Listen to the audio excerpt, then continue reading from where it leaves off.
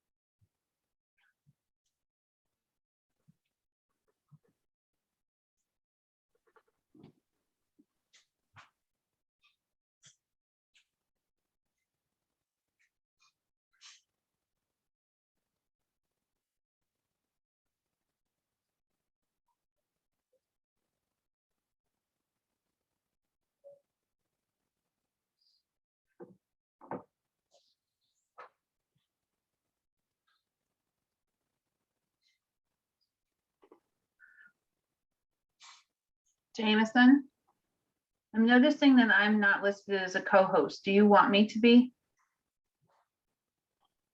Sure, I'll give you co-hosting permissions now.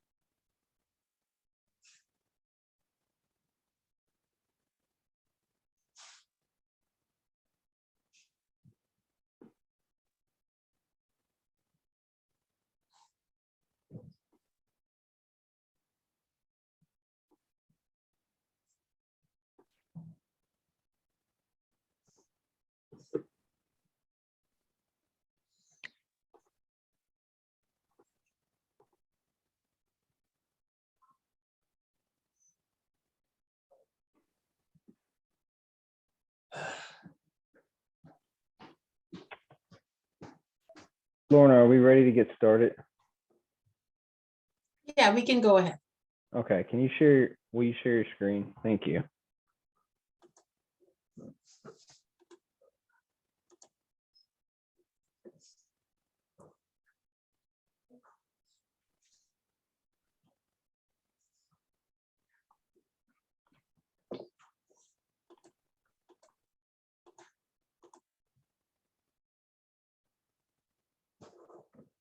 Jameson, you're muted.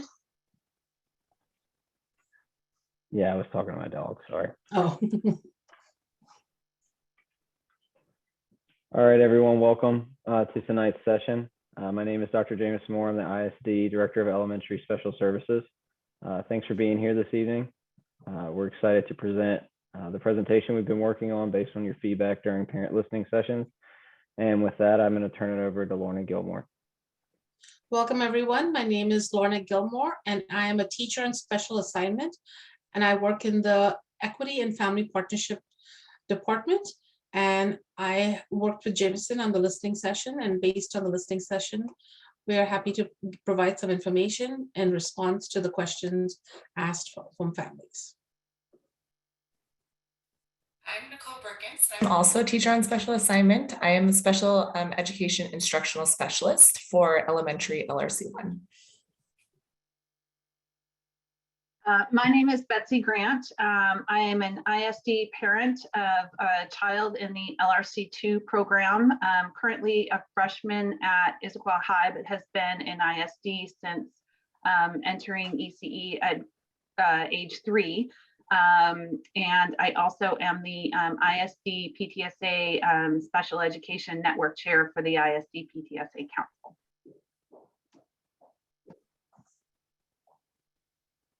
Hi, I am Susie Amane. I am the admin assistant to the Equity and Family Partnership Department.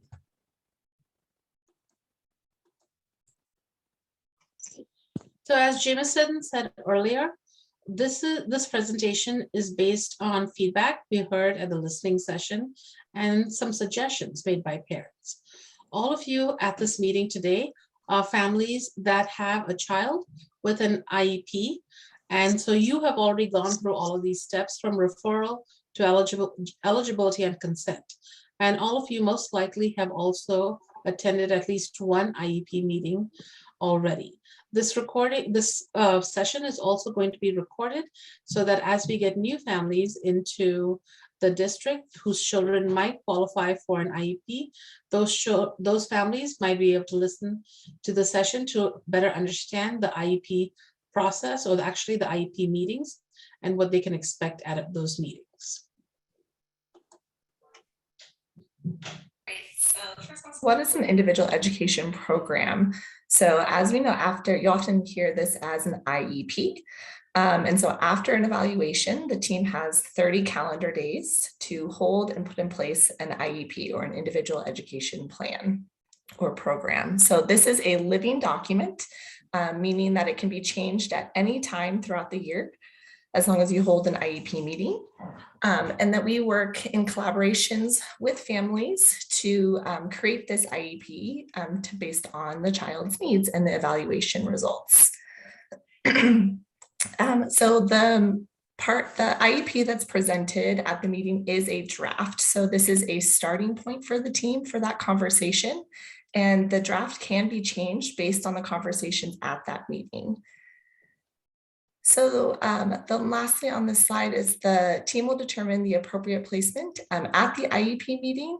And basically what we want you to know about the individual education program at the meeting is that this is a draft, and it can be edited at any time.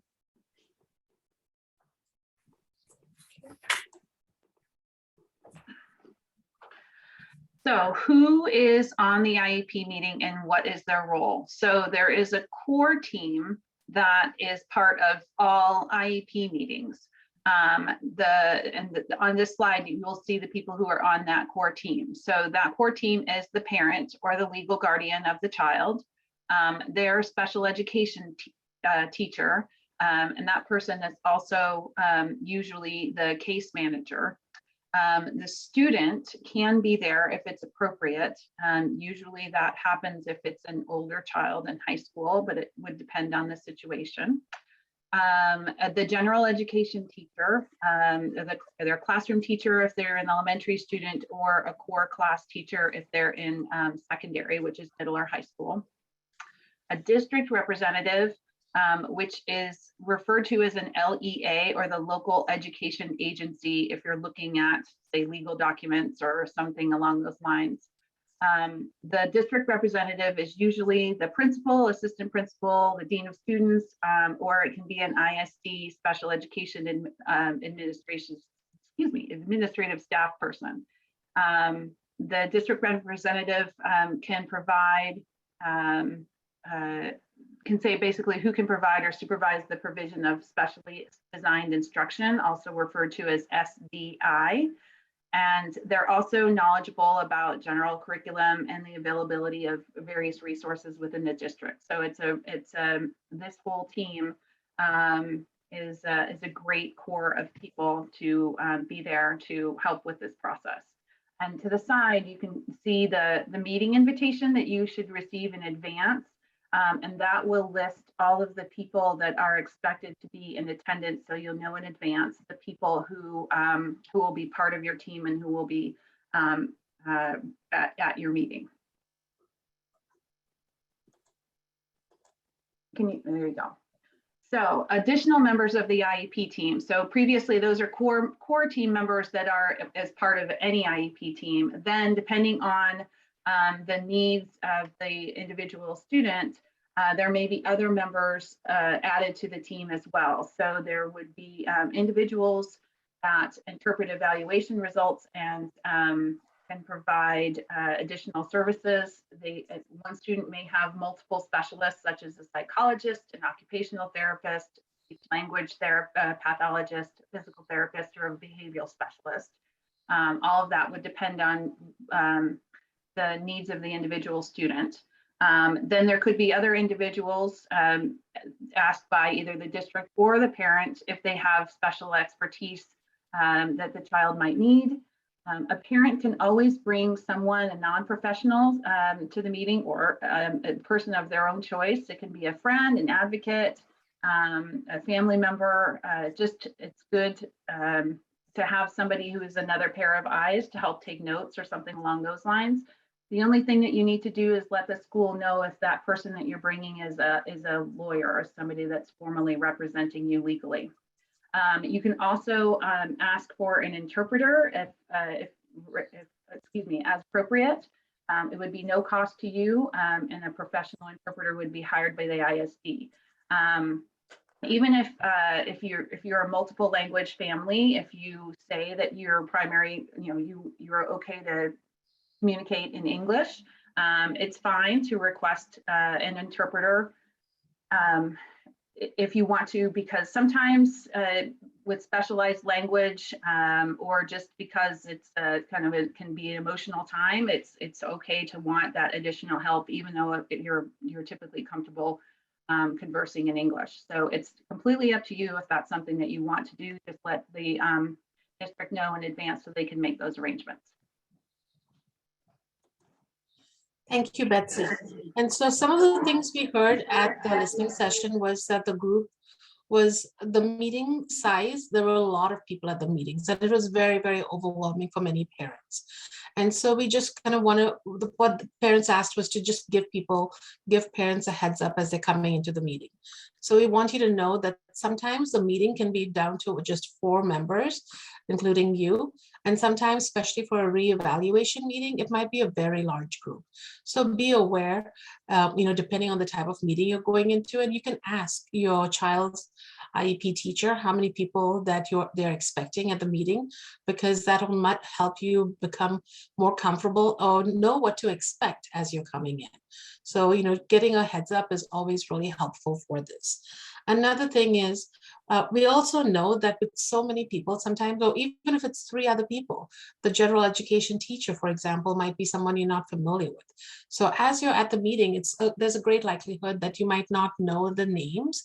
So it's okay to ask people to introduce themselves multiple times, because you might not know them. In addition, especially if it's one of the bigger groups, if it's more than 10 people, you might not know their role, or they might say something about what their role, but you don't quite know what that and how that is important in the work that they do with your child. So don't hesitate ever to ask who the person is who's talking or who all are in the room. The other thing that also came up at these listening sessions is that very often people didn't know that they could request an additional meeting, because the meetings are once a year and there is a chance that something big has happened, or just something has happened and the IEP needs to be looked at again and made updates need to be made on it. So we just want to make sure that all families know that it is okay to request to have an additional meeting at a mutually agreed upon time during the course of the year. And finally, one of the things we wanted to make sure parents know, and that Betsy had mentioned, is it is okay to bring someone with you, because that's one of the things many people seem to not be aware of, that you can have someone accompany you. It could be a friend, a neighbor, a relative. It could be someone from the ARC of King County. It could be someone to support you, because sometimes you just need someone to take notes for you, or to be your second set of hearing and listening, to have hearing and listening skills to help you process the information. So please note that these are all options that you have when you attend the meeting. So the IEP meeting is designed to help to evaluate and identify needs for your child. And the group works on developing, reviewing, or revising the student's IEP, and then determine the placement or setting where the student will receive his or her special education services. And for that reason, your role is critical in this meeting. And Betsy will talk more to that. There was one question in the chat that if you invite your child's therapist to come, they're wondering if a signed release for them is needed before the meeting. For instance, a private ABA or speech.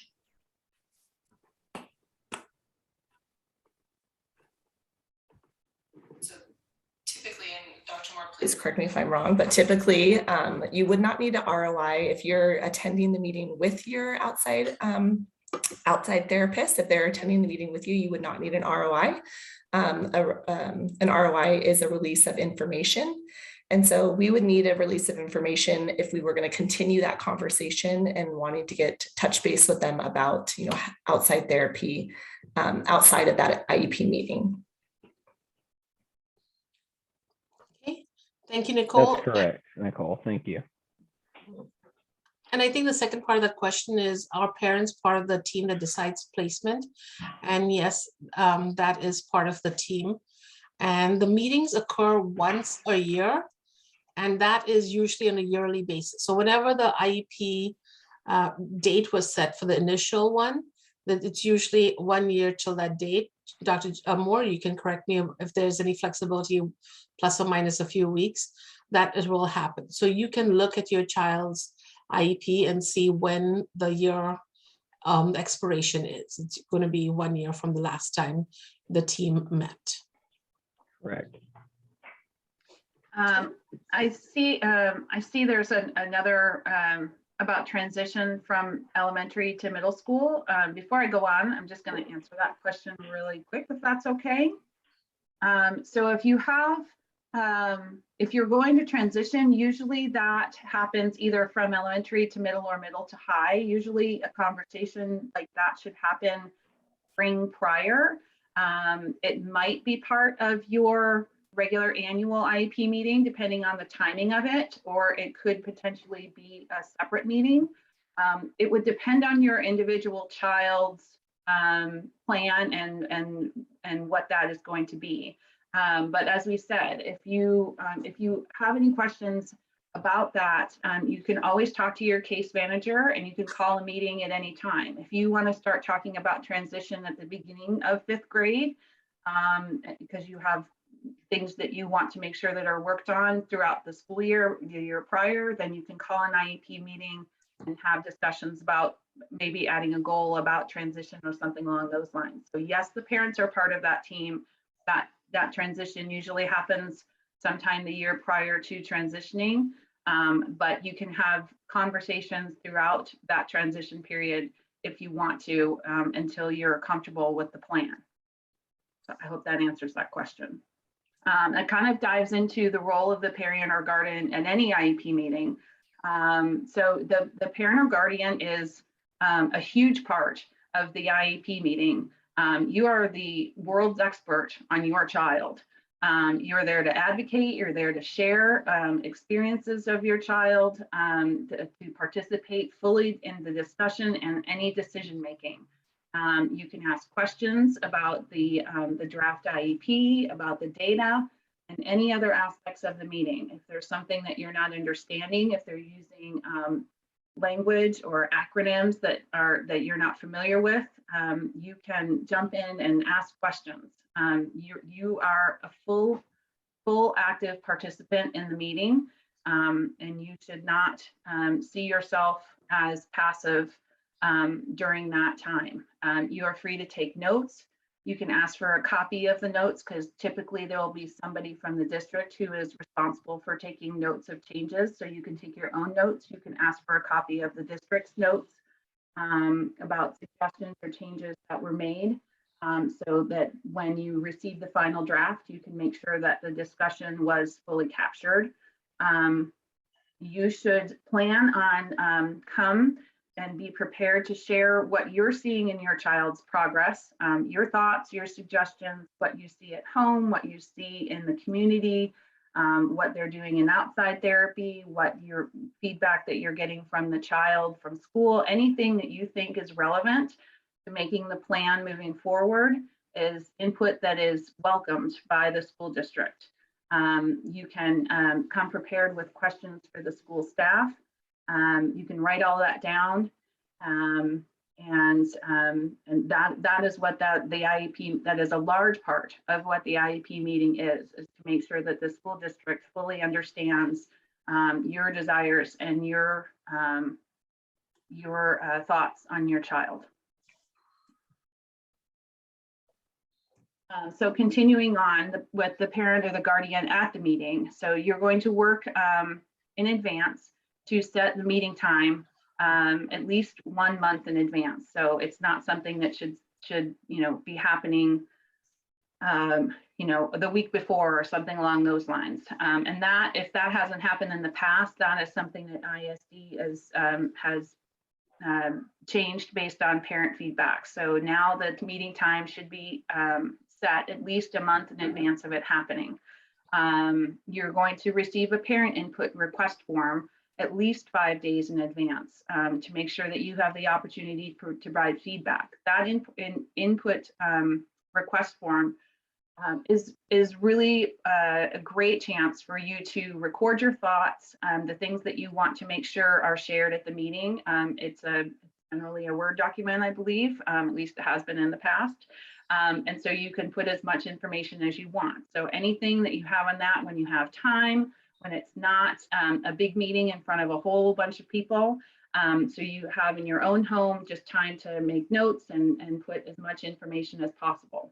So the IEP draft is also going to be sent out a minimum of 5 days prior to the meeting so that you can work on your parent input while you're reviewing the IEP draft, or if you can do it separately so you have both documents at the same time. The meeting again is at a mutually agreed upon time and place but still within the school day or a typical school working hours. Staff will do their best to collaborate on a day and a time that works within everyone's time frame. If a parent cannot attend in person, then you can do a video or a telephone conference is fine. Especially these days with COVID, there are frequently Zoom IEP meetings, and so that is perfectly acceptable even outside of COVID protocols. You can do that, and again, if you want an interpreter, you just need to let the ISD staff know at least 3 days before the meeting.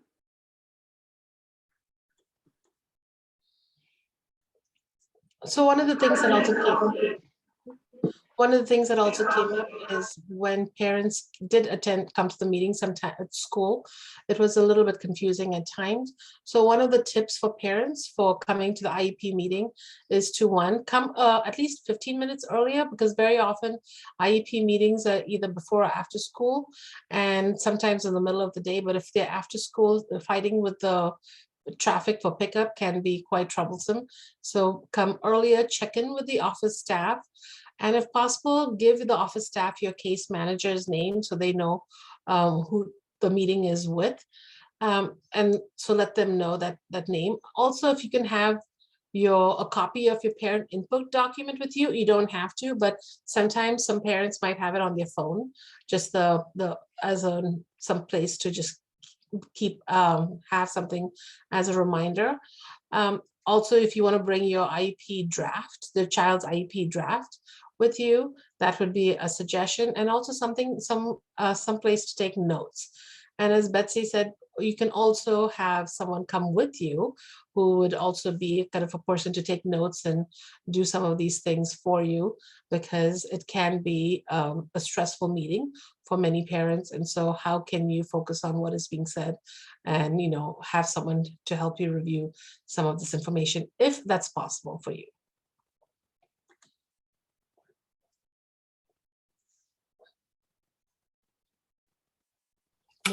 Sorry, I lost my mouse for a second.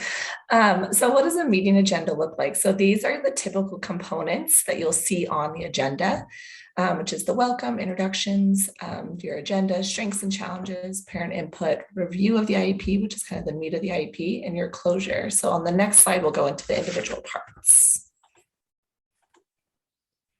So to start off the meeting, you'll of course do welcomes and talk about your meeting expectations. Issaquah does have a list of norms that we use at all IEP or evaluation meetings. And so this would be a time to go over those norms, identify a note taker for the meeting if that's what's needed. Then we're going over to the introductions, which we briefly talked about before, but making sure that everyone knows who they are. You can absolutely request to have name tags, as if, especially if it's a big team, you might not remember who everyone is. And so we try to introduce ourselves as who we are, but then also how we relate to your child. So for instance, I may say I'm a special education teacher and I oversee your child's reading, writing, and math goals and services so that you know my connection to your child at the meeting. The next one would be reviewing the agenda. So parents can add items if needed to the agenda. So any questions or concerns that you want to make sure that they're listed because maybe they don't fall under a certain category or you're unsure what category you want to bring it up at, we can always add those items to the agenda to make sure that we have time for those. And then having our strengths and challenges of the student. So staff will share their strengths and challenges in all the different areas. But then also we want to welcome parents to add those strengths and challenges and what you're seeing at home. Again, that parent input is huge for how we develop the programming. And then of course, if the student is attending as well, then we want to hear from them if they're willing to add in about the strengths and challenges. So the parent input, as Betsy said, this document will be sent at least 5 days in advance. And in the document, very often we ask parents to share some information to help the IEP team better understand your child and what is going on with your child. So if you would like, if you can, we recommend that you share information such as what are your child's interests at home. This is particularly helpful for younger children as they're working with their teachers in elementary age grades. Elementary school. Also health updates of the child, if they have changed medication or such. What are some biggest concerns at home? What is working at school? What is working at home? What concerns you might have? Also, if possible, some of the changes that might be happening for the child at home, such as maybe a divorce, loss, marriage, illness. This is one of the things we also recommend for parents to share with their teachers and school counselors, because this kind of information, especially the changes at home, really helps the school staff better understand what's going on with your child and how to best support your child at these critical times. So this information will be shared at the meeting. You don't necessarily have to write all of this information down on the parent input document. Some of it you can just share at the meeting, but some of it, if you can put that down, it will be shared at the meeting.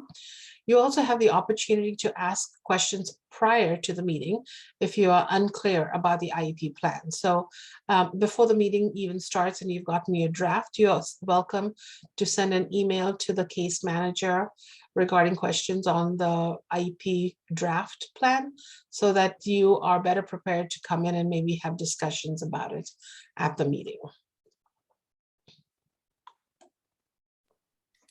So next, the school team will dive into reviewing the IEP, the draft IEP. So we want to make sure that you're fully aware and a part of developing your child's IEP. So we're going to start off by talking about how the child is performing at school currently, also how it's kind of related to their goals and where they are, and then diving right into the IEP goals.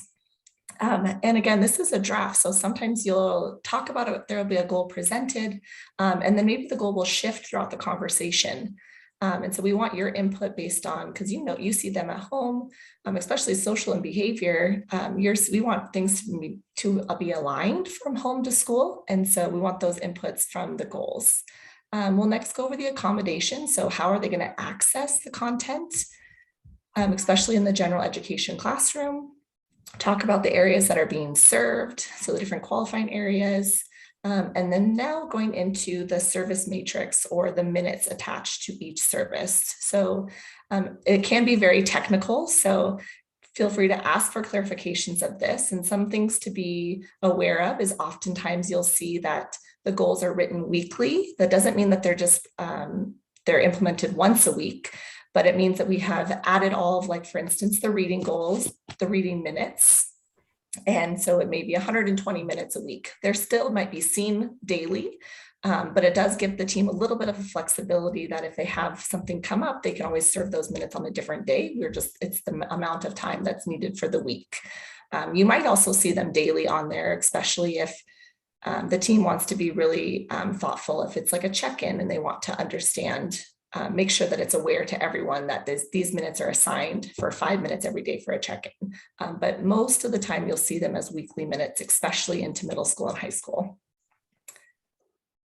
And then depending on your student or your child, there may be additional components of their IEP reviewed, for instance, a behavior intervention plan, or just different areas based on the evaluation and what areas they qualify in.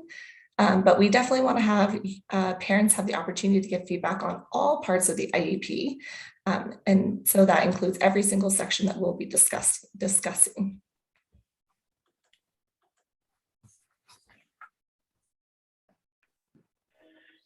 Okay, so course selection and grade impact discussions during IEP meetings. So this can be a part of the IEP meeting that usually comes towards the end of the meeting. And so it's an IEP team decision. And it has different effects at different levels. And it's mainly about what the grade is going to look like on the report card, specifically for elementary. And then in middle and high school, it impacts course selection, especially as they move further along in that course kind of catalog in middle and high school, and then scheduling of classes and time in general education class as well when they're in middle and high school.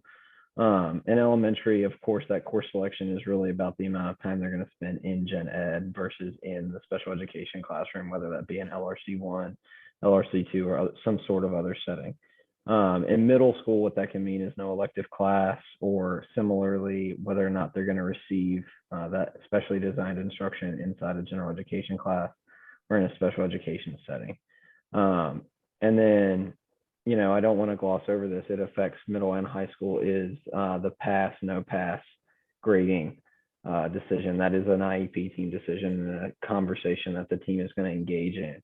And they're going to want parent input in that and really, thoughtful conversation to occur in making a decision, because it does have an impact on college acceptance for students that have a pass, no pass modality of grading. So, and then in high school, the course selection conversation really impacts elective choices and whether or not they get to a student's going to get to have an elective class. And there's not going to be any information on a transcript around that, around the amount of time they're spending and where they're spending it. But again, the pass, no pass is going to impact the way the grading looks on the transcript. And then there is a flow chart for class pathway choices so that students know which pathway they're going to be moving through in high school as they start to choose classes. And you as a parent know what that means for your student as you're having those conversations in IEP meetings. And you can always ask during an IEP meeting, how is this going to impact college admission? What's this decision mean for my student in post-high school and beyond? Because there should be a high school and beyond plan occurring with you, especially if you have a student that is receiving services as they approach the end of their time in high school. There's not only going to be that conversation around the high school and beyond plan, but there's most likely going to be a transition plan put into place depending on your student's needs. So that's mostly course selection and grade impact.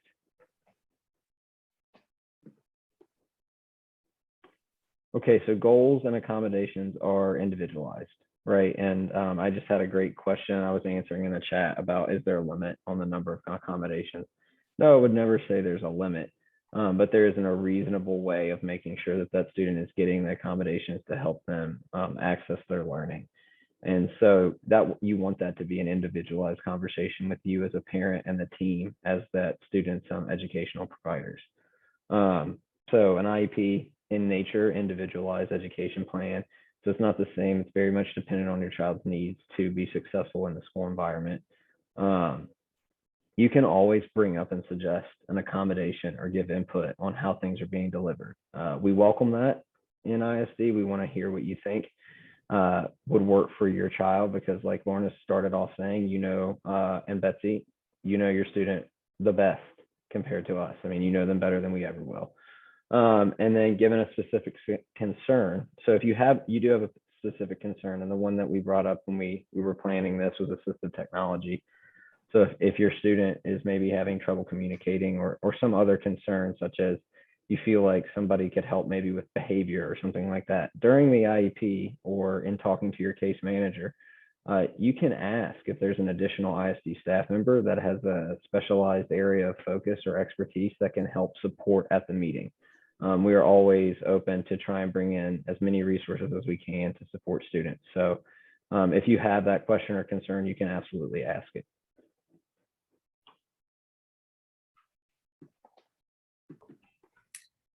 So here's an example of the IEP document. So this is a blank form that we as case managers fill out to write the IEP. So it has the different components. So each area has its own present levels. So the top, you'll see goal area, it's kind of small. That would be like reading, writing, math, whatever that area would be. Method of parent notification. Schedule for reporting progress oftentimes aligns to the grading period. So if you're in elementary, it's trimesters. Titles of goal implementers are who's actually in charge of implementing that goal. You'll see that multiple people are clicked when you have a related service of a speech language pathologist or occupational therapist. Oftentimes they're related to a goal. And so you'll see two names, the special education teacher and their name listed. And then we have the present levels. In this section, you'll see, if it's right after an evaluation, you'll see evaluation part summaries or a little bit of results, and then information on previous IEPs, some data or rationale for why we want the goal to be written the way it is. And then it dives into the goal statement and how we're going to measure that goal. On the right side of the screen is the strengths and adverse educational impact. The things I really want to point out is that student strengths, which is oftentimes when you get the draft IEP, it will have some writing already in there, but the IEP team will be adding information from your conversation into there after your final, if there was additional things that were mentioned. And then that parental educational concerns or input. So that input that you either filled out and sent in, or you said during the meeting, this is that section that directly relates to you. And so we make sure to capture all of that in this section specifically, if it's not already in, of course, your input in other goals is inputted there, but specific concerns or inputs is this section is addressed towards you. Then we have our health information concerns. So oftentimes you'll see diagnosis or hearing and vision screenings, our general education input, so input from our general education teachers. And then our adverse effects, which is basically how they qualify for special education and what areas. So on this one, on the left side is our educational services and placements, or oftentimes you'll see like your service matrix of those minutes that we mentioned. And so at the top, it has the rate, whether the student qualifies for regular physical education, yes or no. And then it will say SDI recommendations. Those are pulled from the evaluation so that the IEP matches directly to the evaluation results. The educational services are, again, your minutes. So where I mentioned that they would most likely be weekly, that would be listed out per area of how they're going to be provided, and also the location that they'll be provided, general education or special education. And then through that bottom part is how we calculate our least restrictive environment, or LRE. And that is the percentage that the child is in general education determines your LRE, or least restrictive environment. The bottom half, where it says educational environmental considerations, is the case manager, when they fill this out, basically is when do they have access to the general education peers. So this box also has of when they're not having access. So if they're in the special education, what are they missing? The second box is oftentimes the if they're missing lunch or recess or for some reason a specialist, those kind of things, it does need to be written in the IEP of if they're going to miss those things as part of our least restrictive environment. On the right side is our placement options considered. So things that we discussed in the meeting. If we discussed having services in gen ed and in special ed, which ones did we accept and reject and for what reason? And then our extended school year has a box on this page as well. So yes or no, do they qualify? And has that justification for ESY decisions. Oftentimes for this, you'll see that it will be, if your IEP was in the fall, you may see that this will say that they know they don't currently qualify. However, data will be looked at in the spring once we have more data gathered throughout the school year. And then the last part is the transportation, making sure that we're listing if it's regular transportation, special transportation.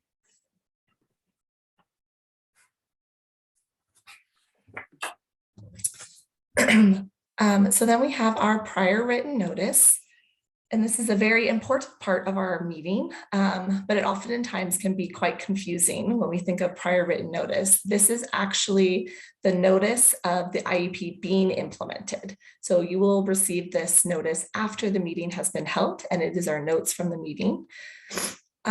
This will be listed around page 2. So it's in the front. When you get that final IEP, it will be, I want to say page 2 of your final copy. So right in the beginning, because it is important about the conversation that you're having at that meeting.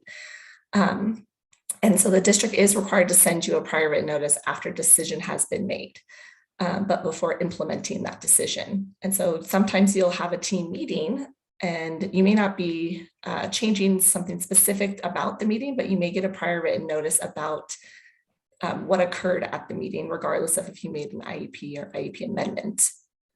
After an IEP meeting, usually this is sent home a day or two, but possibly up to a week, along with the updated IEP after the meeting.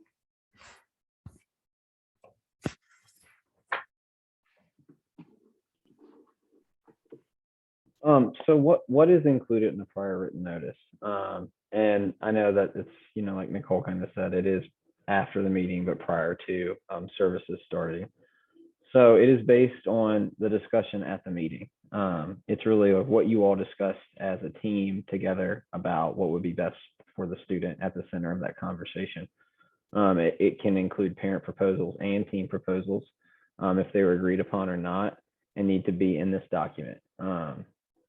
It describes the agreement or the actions the team might take, or actions they decided not to take.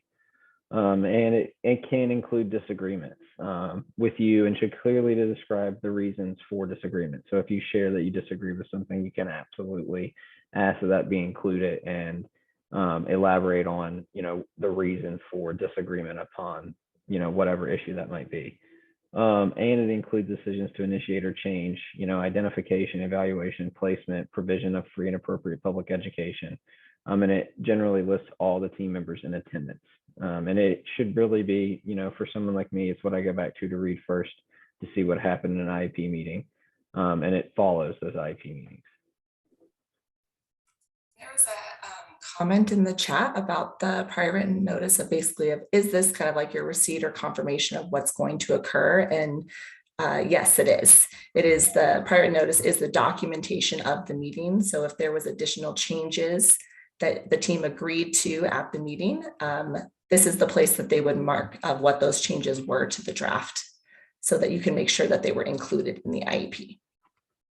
And just to jump in, as the parent, as you're going through the meeting and you're having discussions, it is perfectly acceptable to say, can we make sure that this is included in the prior written notice? If you whatever part of the discussion it is, if it's something that you all have agreed that it's something you're going to work on at a later date or get more information on and then come back to each other or something along those lines. You can use it if you're used to corporate speak. It could be used a little bit as like the parking lot. Okay, we acknowledge we've talked about that. We're going to put it in a prior written notice so we're going to come back and talk about X at a different time. So it can be used in that way, in addition to confirming all of the agreement. Everything that's listed on the current slide. But it's something that you can use to make sure that something that you want to focus on at a later date that might not be part of the current IEP, can just be put in there so that everyone's aware of that for a future date. This is also where taking notes comes really in handy, because one of the things that came up in listening sessions is they just wanted to make sure that concerns that parents brought up, either if the team agreed to those changes or not, were all documented. So you can ask, if you take notes, you can double check that that information was put into your prior written notice. So suggestions that were agreed upon, or any disagreements or the suggestions that were not going to be acted upon, should appear in the prior written notice. So these are little tips to help you, the note taking, so you can check your prior written notice when you receive it.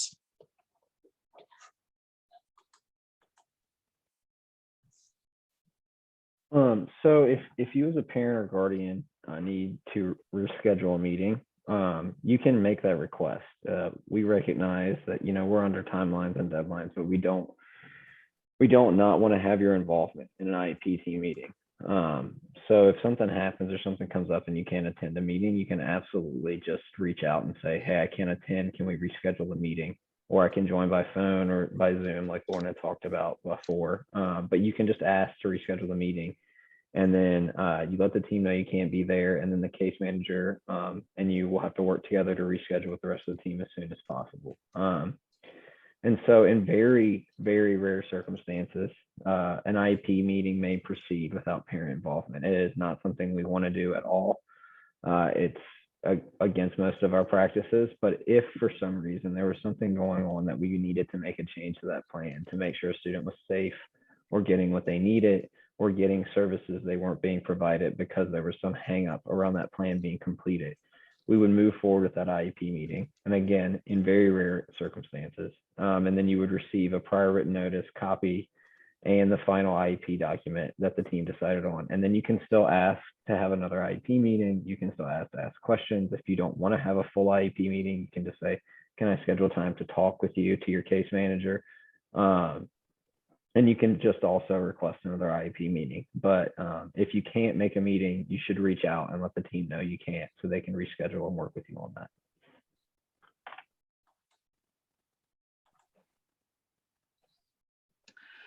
There's a couple of documents that are standard that you're going to receive at the IEP meeting. So the first one is the Notice of Special Education Procedural Safeguards for Students and Their Families. It's affectionately known as the Little Purple Book. It's something that it's a very dry read. It's a lot of technical legal stuff, but it's great for a parent to review at least once a year, maybe every couple of years, just to familiarize yourself with procedures that are set in place for the benefit of your student and your family. The other document is the ISD Isolation and Restraint Policy. Again, it's something that every parent of an IEP or a student that's on a 504 is going to receive a copy of it, even if your child doesn't have an emergency response plan or doesn't have any kind of behavioral response plan. So if your child is on an emergency response plan, it's going to be documented on the IEP, but the school district is required to just show you their policy, and I believe you have to sign something, if memory serves, just saying that you have seen it, but it doesn't necessarily mean that it will automatically be applied to your child. It's just something that they are required to show you, and that will happen at the IEP meeting, of the annual IEP meeting. These two links on the slide deck are live. And so if you want, they're also on the district website. So if you want, I will be sharing the slide deck, and we're also recording the session. We will be posting it on the website. So you are welcome to access it, because one of the feedbacks we got was it was very difficult to read. So we will be able to post it, and so that you can look at it prior to the IEP meeting or at any time during the course of the year. And if you have any questions, feel free to address and ask that question to your case manager. Lorna, I just wanted to address a question that was asked to me in the chat, which is the case manager the special education teacher. Yes, that is if you're talking with a special education teacher, they're most likely your student's case manager. Sorry about that. Thank you so much, Jameson, for the clarification. So the key takeaways is the IEP draft and the parent input document will both be sent to you prior to the IEP meeting. It is highly recommended to provide feedback to the IEP team so they have the information needed as they are reviewing, revising, or creating this IEP, working on the IEP plan for your child. The IEP will be in your preferred language of communication if you've noted that you would have a preferred language of communication. After the IEP meeting, please make sure you review that prior written notice and you compare it with any notes that you took, anything that was on the parking lot. It should include all the agreements and disagreements had at the IEP meeting.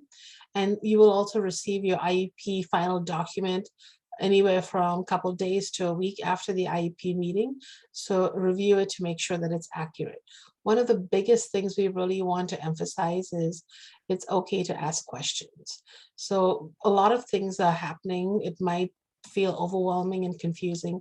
So please, we want to encourage all parents attending the session and listening to the session that if you're unsure, ask, because it's really important. You are there representing your child. So we want to make sure you have the clarity around this meeting.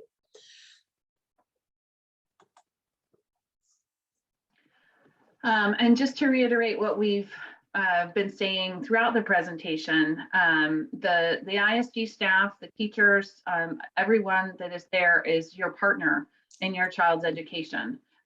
They all are there to work with you. The collaboration should be the theme or the ongoing way that you are viewing this discussion. The discussion should always be two ways. Parents are definitely part of the team and your input is very much desired. It should never be felt like it was a one way and you're being told how your child is going to be educated or what the plan is told to you. It is a two-way street, and it is definitely intended to be a collaborative process from beginning to end. A lot of parents aren't aware of that. And so that is definitely something that we want to be a very strong message that is part of this meeting. It's a team and it's collaborative. Susie has put the feedback form in the chat. We hope you take a few minutes to give us some feedback. This is the first time we've held an event such as this with information regarding an IEP, and we would love your feedback so that we know how we can better serve you and provide you information that you need. We used feedback from the listening session. We took copious notes and answered as many questions regarding the IEP meeting for that.